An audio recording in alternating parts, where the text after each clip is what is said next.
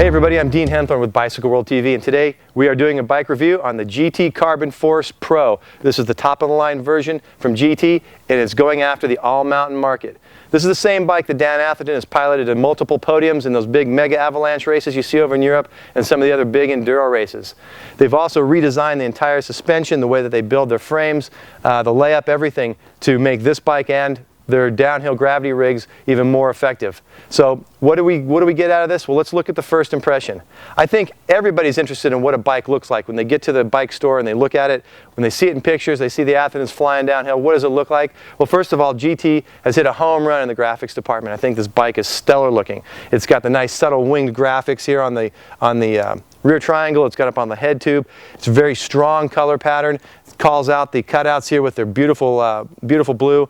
Very simple, but very, very masculine and very strong. It looks like going a million miles an hour. It's sitting there. So they've got a home run in that department. How does it feel?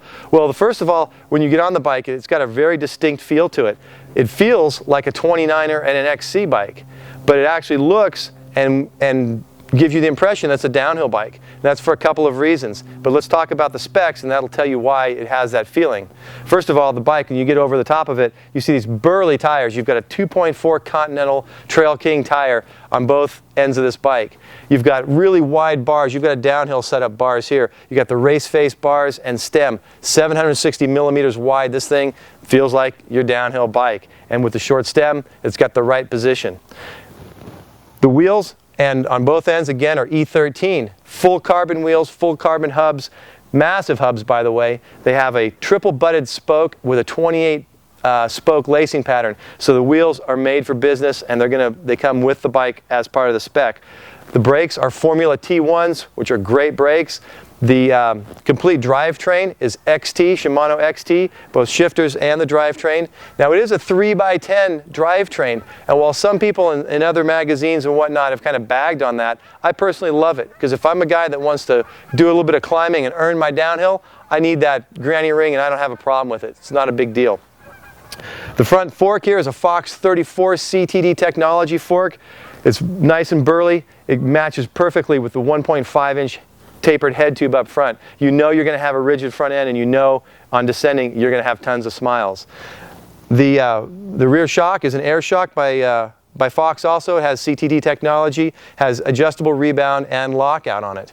Comes complete with a reverb dropper seat post and a remote lockout. That's a great feature, and a killer Gobi saddle. A lot of people like that. It's a really good build kit right out of the box, and we were very pleased with it. The bike performed really well. But who's it designed for? Again, it is designed for the all-mountain rider, really a guy or girl that wants to go downhill a little bit more. Somebody who's used to riding a downhill bike all the time. This feels a lot like some of the all-mountain bikes and cross-country bikes that downhill racers call them when they're not riding their big rigs.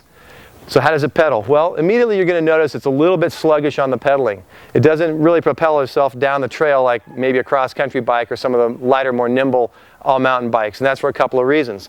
You're riding huge shoes on this thing, 2.4s, as I said before, Continental Trail Kings.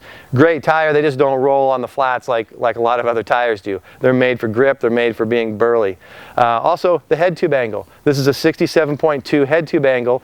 When you put it with a 650B wheel, it effectively makes it a 66 head tube angle. So it's a little bit slacker, it's going to give you a ton of control, obviously, in the rough stuff, but when you're propelling yourself down a trail, it's not the most friendly that way. Climbing. How does this bike climb? How does a bike that weighs 31.5 pounds actually climb? Well, it does surprisingly well. We rode this bike up some fairly gnarly, loose, rocky climbs, and whether you want to sit on the bike or you want to stand on it, this bike gets traction, it rolls over stuff, and it went up the hill surprisingly well. So you can do quite an amount of climbing on this and be very happy with it. It's not going to win you any races on the hill climb, but hey, you're looking to get to the top so you can turn around and point that thing back down.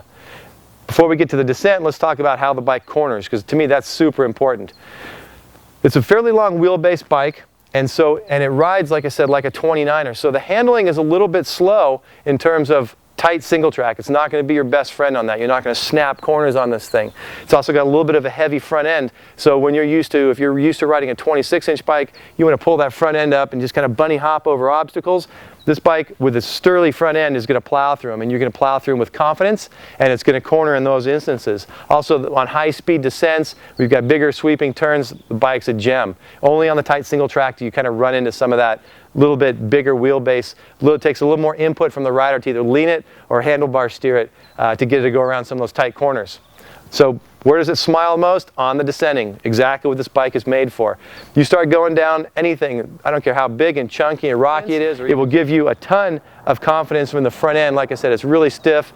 It's very well matched. It's actually tuned for the bike, and it delivers in all aspects of the descent. What's the MSRP on this bike? Well, it's $7,050 as built. That gets you all the trick stuff. It gets you the dropper seat post, the nice suspension, the carbon wheels, and the big E13 hubs, and the new technology, the 650B, if you're into that. Did this thing hit the mark? Well, if GT is aiming this bike at the all-mountain gravity rider, they've nailed it. If you're going to look for a bike that's maybe an all-day 6-hour excursion bike, where you're going to do lots and lots of climbing, and you're going to be maybe some tight single track or quite a bit of tight single track, this may not be the bike you reach for. But if you're looking for a nice long saddle ride out in this burly country, this bike can't go wrong. You might want to slap a little bit thinner tire on it, and I think you'll get a little bit more performance out of it in terms of the rolling resistance. Overall, the bike is perfect for what it's aimed for. It's just a fairly narrow market. If you're looking for something like that, make sure you check out GT, tell them Bicycle World sent you, and make it a great day.